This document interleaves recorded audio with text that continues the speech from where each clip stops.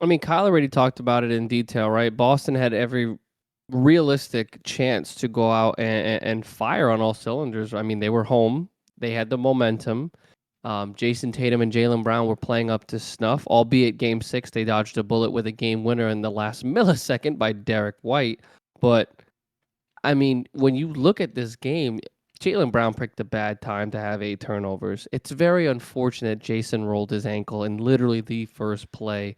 But when you look at the remainder of the game, we're going to talk about Boston's miscues here because it's just you got to find a way to win a game, right? You have to will your team. You have a deep enough bench. You have the sixth man of the year. You have Derek White, who has played tremendous this series, and you go 9 of 42 from the 3-point line. I think Reggie Miller had said it best in the late third, if not early fourth quarter. You can't win this game. You can't come back in this game in one shot. Hmm. You have to chip away at leads. Miami had some turnovers with Boston's pressure. Miami was missing some shots. If it wasn't in Caleb Martin or Jimmy Butler's hands, basically the ball wasn't going in as frequent. So you had to make somebody else beat you. And there were a lot of instances where Boss would come down the floor and jack up a three early in the shot clock after making a mid range jump shot, a layup, getting to the free throw line. If Boston continues to attack, if I remember correctly, Bam had 3 fouls early on in the third quarter, if not as the second quarter ended. He picked up that third foul before the end of the second quarter. I think he got it on an You illegal have to screen. you have to put your head down and attack him. You Hmm. have to.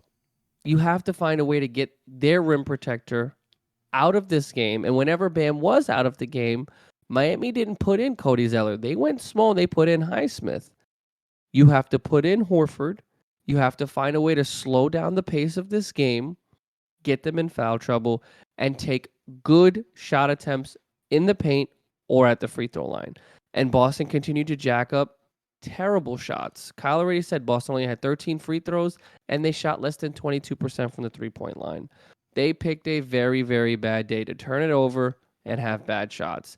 I don't know if that's on Joe Mazzulla and what he drew up for the team in this game, but when you look at it from a holistic basketball standpoint, Boston shot themselves in the foot in way more ways than one. I think for me, when it comes to Boston, it's very simple. Boston just shot themselves out of the game. And you tie that in with all the turnovers that they had. That's a recipe for disaster.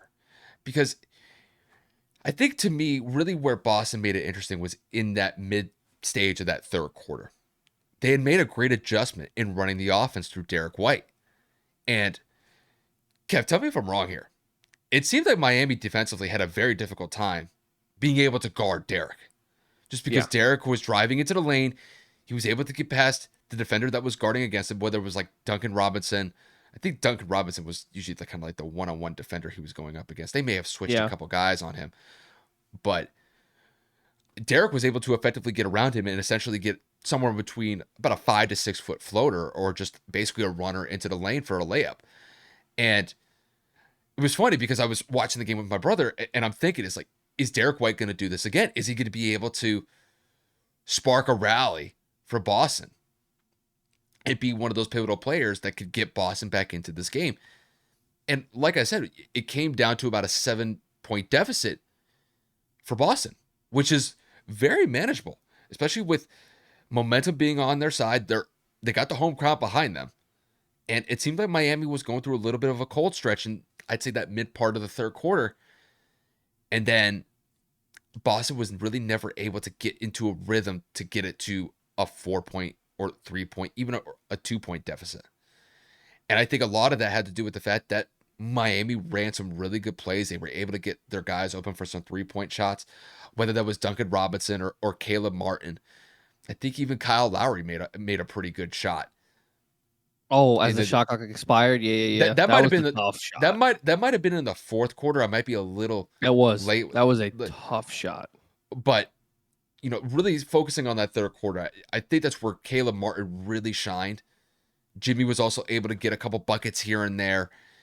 And then to me, once that fourth quarter started, Kev, what was about a 10 point lead for Miami, it ballooned to an 18 point lead with 10 minutes left in the quarter. I mean, it got to a point where Miami was up 23 points in the fourth quarter.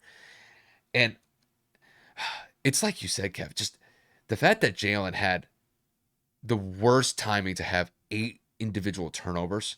At one point, he had more turnovers than the Then entire the Heat Miami as Heat. a team. That's just, it's super unfortunate that that happened to him, because at first, Jalen, within the first couple of minutes of this game, he was able to get some early points on the board for Boston. Boston had a great start within the first, I'd say, 3 to 4 minutes of the first quarter. But then pretty much it was Miami. From that point forward, it was all Miami. So to me, when I look back at this game, specifically with the miscues that Boston made, Boston really couldn't defend the 3-point line that well against Miami, because Miami shot 50% behind the 3-point line. And whenever Miami has shot really well behind the 3-point line, it doesn't matter whether it's this series or it's been in previous series, by and large, they win their games. I mean, and as a team, Miami shot 48% from the field. They almost shot 50% as a unit. And in a game 7, if you're Miami, that's exactly what you want. If you're Boston, that's the last thing that you want. And I think one of the adjustments that Boston should have made is, like you said, Kev, okay, if they got a 10-point lead against us, we got to slow the pace of the game down.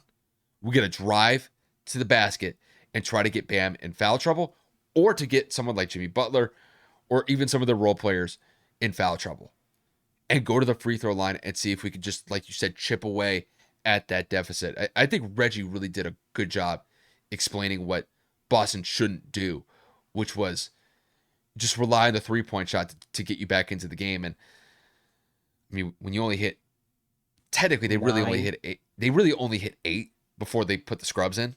Oh, true.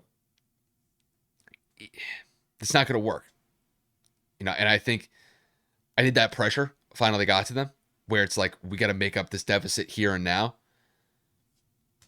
And they were cold behind the 3-point line.